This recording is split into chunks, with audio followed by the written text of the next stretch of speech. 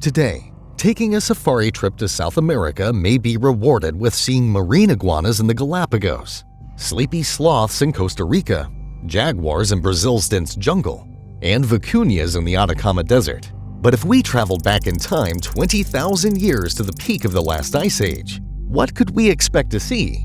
Let's take a look. As we drive through the South American landscape, the first thing that becomes obvious is that so many of the animals are enormous. Our guide tells us that around 20 different species weigh more than 500 kilograms, or 1,100 pounds. And the first animal we spot is one of the most iconic of the Pleistocene. This one sends shivers down our spines as we drive slowly across a large open plain. It is the Smilodon. Our guide slows the vehicle to a halt, and we all marvel at the animal that is now stalking across the plain. The grassland is dappled with snow. We had no idea that this saber-toothed cat was this big, but our guide informed us that it is the largest of the cats in Pleistocene South America, Smilodon populator. It could weigh more than 430 kilograms, or 960 pounds, and stood at 120 centimeters, or 47 inches tall. Its most common form of prey is Toxodon, something we're likely to see later on, the camel-like creature, Lama, the horse-like animal, Equus neohyus, and the armadillo-like mammals. After a few minutes, we leave the Smilodon to it and drive off slowly. We head for a line of trees where our guide thinks we might see some more megafauna. He's not wrong. Just as we enter the sparse woodland, we see some animals in the distance. At first, they look like camels. These bodies are a similar shape, but they have no humps. And they have a neck and head a bit like a llama.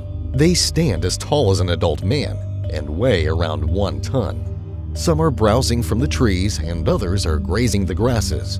Our guide tells us that these are called Macrania and are probably what the Smilodon is homing in on. He hands us a pair of binoculars and tells us to look at the Macrania's heads. The strangest feature is their nostrils, which are situated on top of their heads, right between the eyes.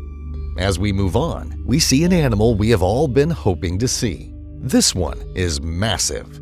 It looks like a gentle giant. It is, of course, the giant ground sloth, also known as Megatherium. It is slow in its movements, and we watch whilst it eats leaves from the trees. There are 2 of them. One stands on its hind legs, using its muscular tail to support it, a bit like a tripod, whilst it reaches up and pulls down branches with its powerful front claws. They are known to walk on their 2 hind legs often, but usually walk on all 4s.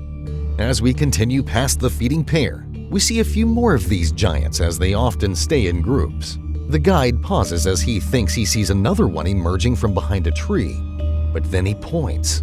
We realize that it isn't another giant sloth, but instead a Glyptodon. These look like giant armadillos. They had short, stout legs and walked close to the ground, but they are most famous for their large, round carapace, an impressive suit of armor that makes it look a bit like a giant armadillo. This Glyptodon is grazing the grass as it trots along. The guide tells us that they have a powerful tail for fighting others of their kind. The club-like tail of the Ankylosaurus dinosaur comes to mind, but this one isn't for fighting off predators. The Glyptodon's incredibly strong armor protects them against those, as well as its bulkiness, weighing up to 2 tons. When we ask what kind of animals would eat a giant armadillo-like animal, the guide points beyond the trees to a cave on the hillside. He steers the vehicle towards the cave entrance, and then we sit and wait. We hear a noise coming from the darkness, and seconds later, a bear appears right before us. It is Megatherium, a short-faced bear that migrated from North America into the South during the Great American Interchange. This was when the Panama Land Bridge formed, allowing species from North and South America to migrate into both continents. This particular short-faced bear isn't as big as we were expecting, but the guide says that some have been known to grow up to 4 meters, or 14 feet tall, and weigh more than 1.5 tons. We move on before the bear becomes protective of its cave, and find ourselves staring at a pack of dogs in the distance. They are moving swiftly across the open plain. They are the hypercarnivorous Protocyon. From a distance, they look like a pack of hyenas or wolves. They are the smallest animals we have seen yet, only about 30 kilograms or 66 pounds in weight, but they can take down some of the megafauna by working together and hunting as a pack. They aren't the only canids to roam the South American lands throughout the Pleistocene. Theriodictis was also a wolf-like carnivore. The German shepherd-sized Ducicyon avu survived until around 400 years ago, and the more famous dire wolf was also hunted during Pleistocene South America. Surprisingly, the pack of Protocyon ran past a large animal that could have been considered prey. Once the carnivores have disappeared from sight, our guide drives us closer to the large animal. It has the body of a rhino and the head of a hippo. It is called the Toxodon and stands about 1.5 meters or 4 feet 11 inches at the shoulder and weighs around 1.5 tons. Something spooks it, and it takes off at an incredible speed.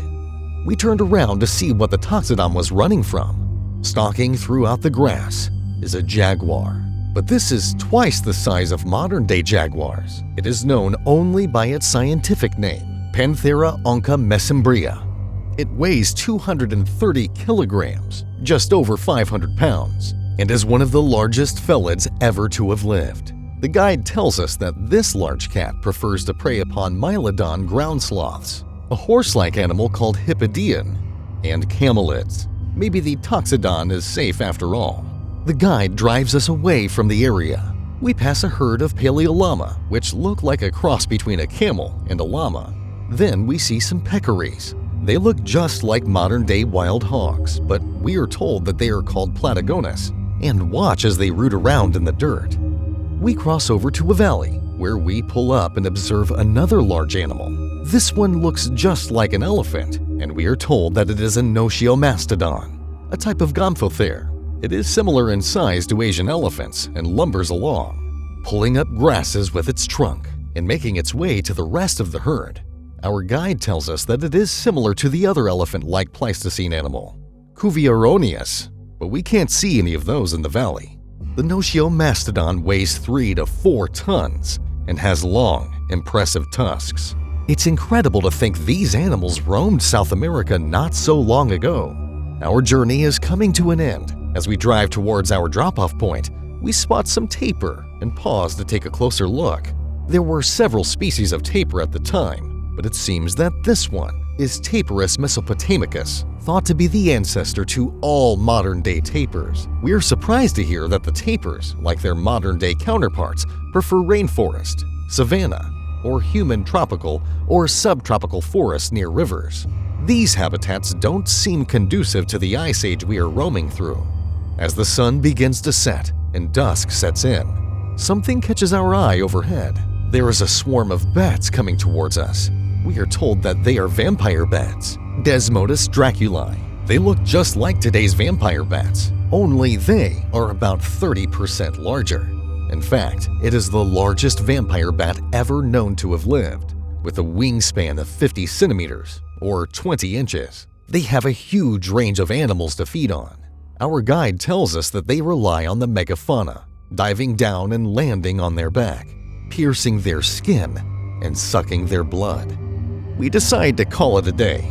Pleistocene South America is a dangerous place to be at nighttime, with so many giants out on the hunt.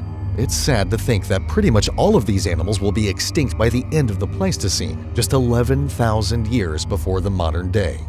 A mixture of changing environments and habitats, as well as differences in vegetation, led to the demise of the herbivorous megafauna, which ultimately caused the carnivores of the time to become extinct.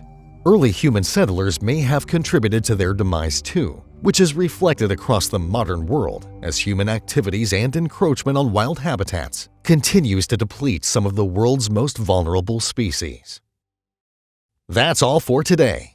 If you enjoyed this video, don't forget to like, subscribe, and share it with your friends. You can also leave a comment with what you would like to see in the following videos. Thanks for watching. See you next time.